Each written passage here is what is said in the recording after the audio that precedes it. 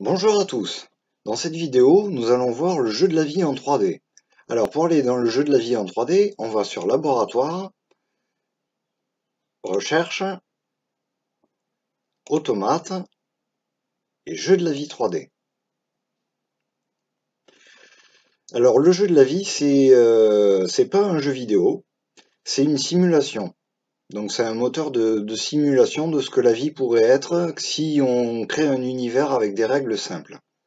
Alors les règles, ce sont des règles de naissance ou de mort, selon le nombre de voisins qu'il y a dans une cellule.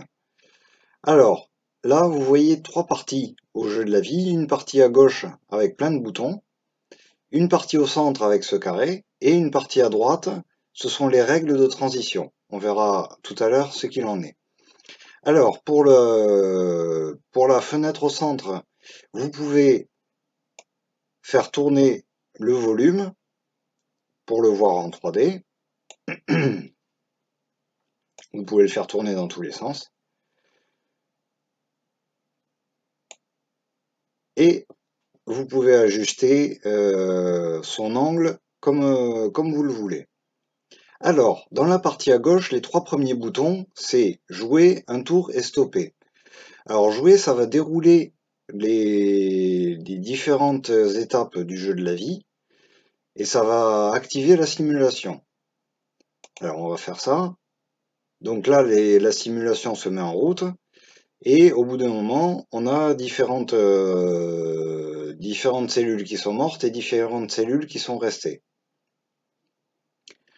Alors, si on veut voir les autres boutons, on va relancer la simulation.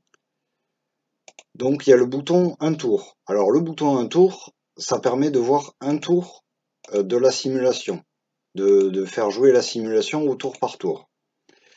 Et enfin, le bouton stopper vous permet carrément d'arrêter la simulation.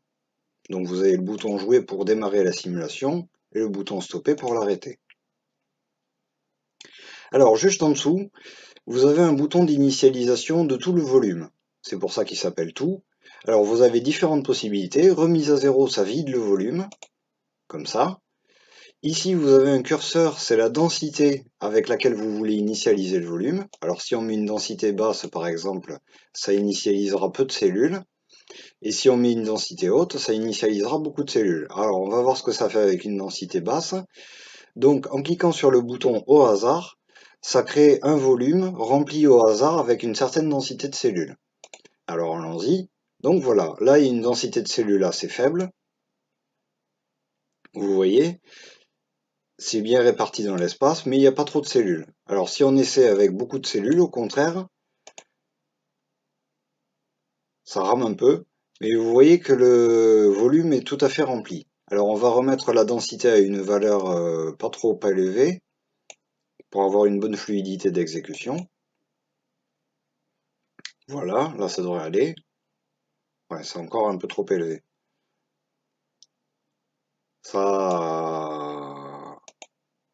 ralentit quand il y a trop de cellules, parce que l'affichage a du mal à tout afficher. Voilà, avec cette quantité de cellules, c'est à peu près potable.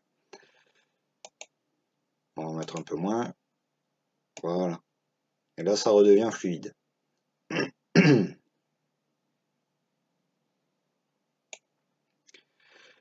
Alors ensuite, vous pouvez initialiser une semence. Alors qu'est-ce que c'est qu'une semence? C'est simplement un petit volume au centre du grand volume. Alors la semence, vous pouvez en choisir la taille. Donc ça va être le nombre de cellules qui vont être initialisées. Et vous pouvez choisir la densité. Et là, vous avez un bouton ensemencer qui vous permet de créer votre petit volume avec la densité choisie. Là, si vous faites jouer, ça fait jouer la simulation. Et vous pouvez ensemencer autant de fois que vous voulez pour voir les résultats que ça donne.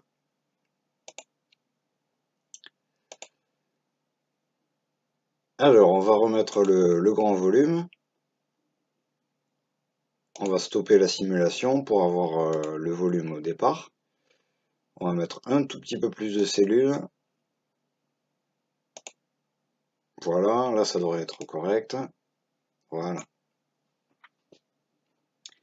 Alors ensuite, vous pouvez choisir aussi le nombre de voisins qui seront utilisés pour le calcul des règles. Alors il vous faut savoir que le calcul du jeu de la vie, le principe c'est de calculer pour chaque cellule, donc une cellule c'est un cube ici, et pour chaque cellule on va calculer son état au tour suivant en fonction du nombre de voisins actifs autour de cette cellule. Donc dans un volume en 3 dimensions, il y a 26 voisins à une cellule cubique. Si on compte les voisins des 6 faces, les voisins des 8 arêtes et les voisins des 12 coins. Donc ça fait 26 voisins. Donc vous pouvez choisir le nombre de voisins avec lequel sera effectué le calcul.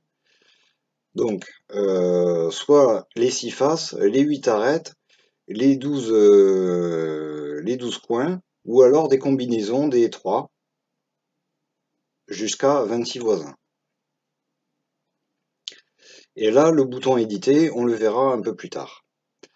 Alors, au centre, la visualisation, ça nous avons vu comment ça fonctionne, et à droite, c'est les règles de transition. Alors, comment ça marche? Alors, la colonne de gauche, qui est dans les tons sombres, c'est les règles de transition qui indiquent quand est-ce qu'il va y avoir des morts. Alors, attendez, que je dise pas de bêtises. Non, c'est quand est-ce qu'il va y avoir des morts si la case est en noir. Voilà, c'est ça. Si la case est en noir, donc si une cellule a 0 voisin actif, la cellule est morte. Si elle a un voisin actif, ou 2, ou 3, ou 4, elle reste morte. Si elle a 5 voisins actifs, par contre, elle devient vivante. Et si elle a plus de 5 voisins actifs, elle meurt. La colonne de droite, c'est la colonne des cellules en vie. Donc la colonne de gauche, c'est la colonne des cellules mortes. Donc on va avoir une naissance s'il y a 5 voisins. Et la colonne de droite, c'est la colonne des cellules en vie. Donc là, une cellule en vie, elle va mourir s'il y a moins de 4 voisins. Elle va rester en vie s'il y a 4 ou 5 voisins. Et elle va mourir s'il y a plus de 5 voisins. Alors ces règles, je les ai choisies en m'inspirant des règles du jeu de la vie original et en cherchant à créer une simulation qui corresponde dans sa globalité à la simulation du jeu de la vie en 2D. Alors c'est le meilleur résultat que j'ai trouvé, ça donne une simulation qui n'explose pas, c'est-à-dire que quand on lance la simulation, ça se réduit, le nombre de cellules se réduit jusqu'à tendre vers un nombre de cellules fixe, et les cellules restantes forment des petites colonies qui restent stables, ou qui clignotent. On peut aussi voir apparaître ce qu'on appelle des planeurs, c'est-à-dire des structures qui se déplacent. Mais on va essayer d'en voir apparaître. Non. Non. Bon, pas de planeur. Bon, c'est assez rare d'en voir apparaître en tirant au hasard. Mais je vais vous montrer un moyen de voir des planeurs avec ces règles-là. Qu'est-ce que je pourrais vous dire d'autre là-dessus? Donc le nombre de voisins, si vous le changez, vous allez voir que le volet des règles s'adapte. Et la simulation change aussi. Vous pouvez éditer les règles en temps réel. Alors on va remettre 26 voisins, on va remettre de la population, et on va par exemple on va décider que s'il y a 4 voisins, il y a des naissances. Alors ça va faire une grosse explosion, attention, c'est parti. Donc là je réenlève, je remets une mort en cas de 4 voisins actifs seulement. Et on peut changer les règles comme ça, en temps réel, et voir la simulation s'adapter en temps réel aux règles qu'on a choisies. Donc peut-être que par ce biais-là, on va pouvoir apparaître des planeurs. C'est possible, c'est la meilleure façon que j'ai trouvé de voir apparaître des planeurs, mais je ne sais pas si on va en voir apparaître.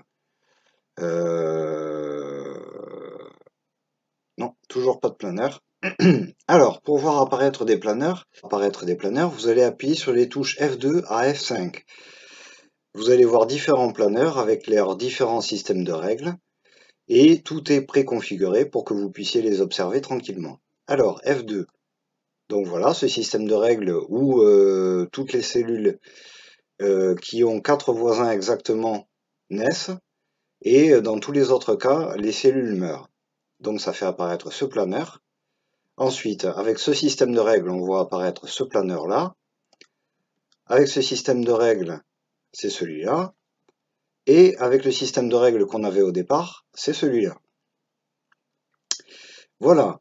Alors, maintenant qu'on a vu les planeurs, on va pouvoir voir le mode édition. Donc, on va cliquer sur le bouton éditer.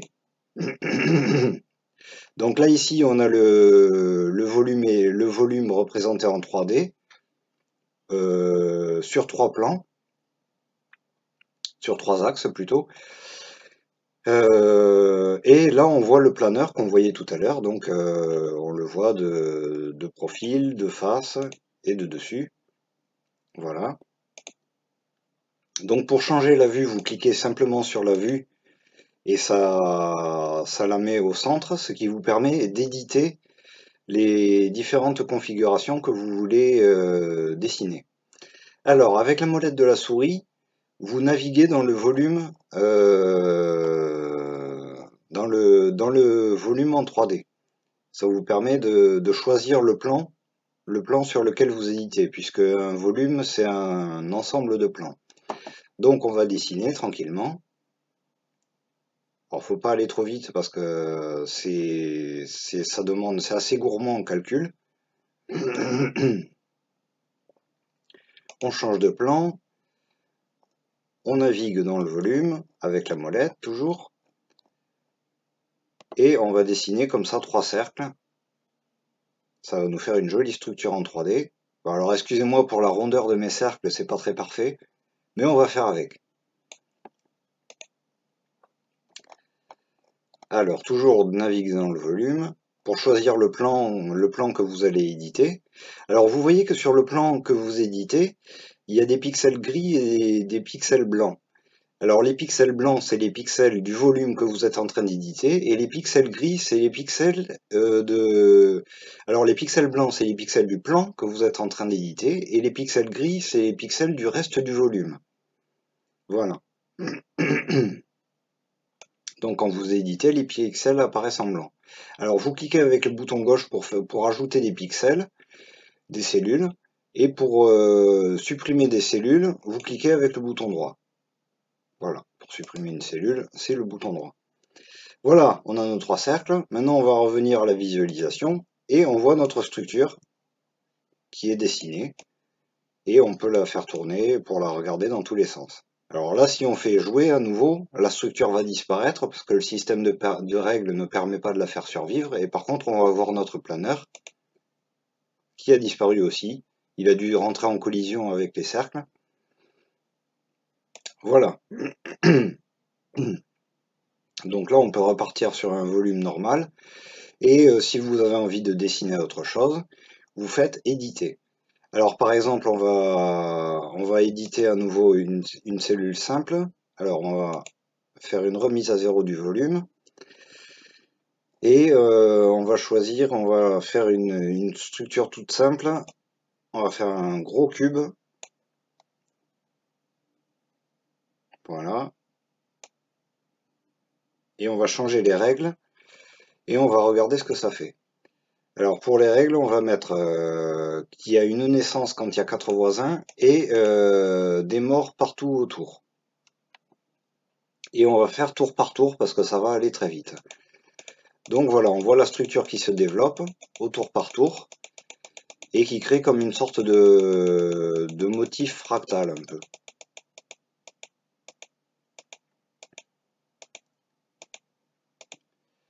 Voilà, ça se répète à l'infini. Et là, on a notre structure qu'on peut voir en 3D et qui est, ma foi, assez jolie. Donc vous notez que le jeu de la vie conserve les symétries. Donc comme on est parti d'un cube, sur les 3 axes, c'est symétrique. On voit le même dessin sur chaque branche de l'étoile. Ça nous fait un petit flocon de neige. Voilà, je vous ai présenté le jeu de la vie en 3D. Vous avez vu tout ce qu'il était possible de voir sur ce jeu. Et c'est tout pour cette vidéo. Et je vous dis à la prochaine. Ciao, ciao!